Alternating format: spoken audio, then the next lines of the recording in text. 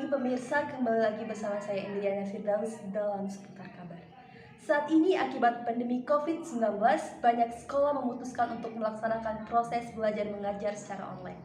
Hal ini merupakan keputusan Menteri Pendidikan dan Kebudayaan di Indonesia yang menyarankan supaya pelaksanaan sistem belajar dilakukan secara online untuk mencegah penularan di sekolah. Penutupan sekolah ini dapat memunculkan persoalan hilangnya pendidikan bagi anak. Sekolah online menuai banyak kontroversi di kalangan orang tua. Pasalnya hal ini memaksa semua orang tua untuk menyediakan sarana online yang memadai. Oleh karena itu, saat ini pemerintah khususnya Kemendikbud sedang menerapkan berbagai kebijakan pembelajaran bagi anak selama COVID-19 dengan memprioritaskan kesehatan dan keselamatan. Salah satunya adalah pemberian kuota internet seperti yang telah disampaikan oleh Mendikbud Bapak Nadiem Makarim. Menteri Pendidikan dan Kebudayaan Mendikbud Nadiem Anwar Makarim meresmikan kebijakan bantuan kuota data internet tahun 2020 secara virtual Jumat tanggal 24 pada bulan September. Kebijakan ini diharapkan dapat membantu akses informasi bagi guru, siswa, mahasiswa, dan dosen dalam menjalani pembelajaran jarak jauh atau PJJ selama masa pandemi. Peresmian disaksikan langsung secara virtual oleh Menteri Komunikasi dan Informatika Menkominfo Johnny G. Plate, Menteri Badan Usaha Milik Negara BUMN Erick Thohir, dan para direksi operator seluler yang ada di Indonesia yakni Telkomsel, Indosat Ooredoo, XL, Axis, Tri, dan Smartfren.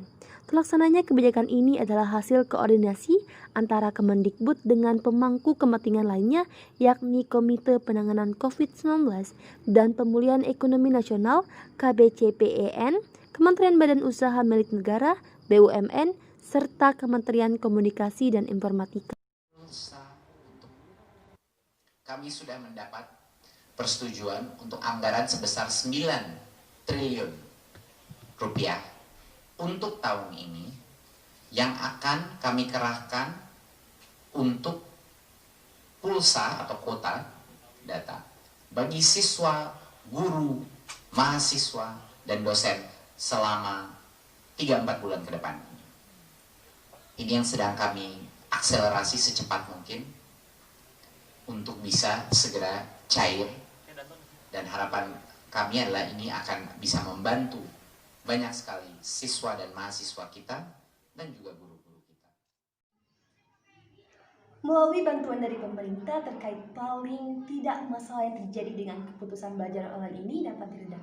Jika tidak, tentu saja akan tetap banyak orang tua yang kurang setuju jika belajar online diperpanjang hingga akhir tahun, terutama bagi yang terdampak secara ekonomi dan tidak memiliki cukup sarana dan prasarana untuk pelaksanaan belajar online tersebut. Yang pertama tentunya kami menyampaikan rasa syukur berlimpah ya bahwa asistensi fiskal melalui APBN yang diberikan untuk mendukung PJJ bagi para siswa, para pendidik, dan para dosen di Indonesia akhirnya bisa terwujud dengan baik atas kerja keras Pak Menteri Pendidikan Mas Nadiem, Pak Erick, Ibu Menteri Keuangan, Menteri Bappenas, dan banyak pimpinan lembaga lainnya yang secara serius dan sungguh-sungguh ya untuk melaksanakan ini. Tentu keberhasilan ini tidak terlepas ya dari keberpihakan Bapak Presiden untuk memastikan para siswa kita di seluruh Indonesia, para pendidik dan para dosen ya bisa mengatasi problem yang paling besar saat ini, yaitu ketersediaan pembiayaan untuk akses internet dalam rangka menunjang proses belajar dan mengajar.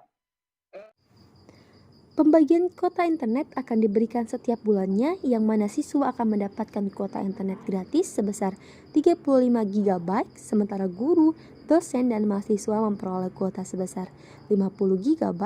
Siswa PAUD juga akan mendapatkan bantuan kuota gratis sebesar 20 GB yang terbagi menjadi 5 GB kuota umum dan 15 GB kuota belajar.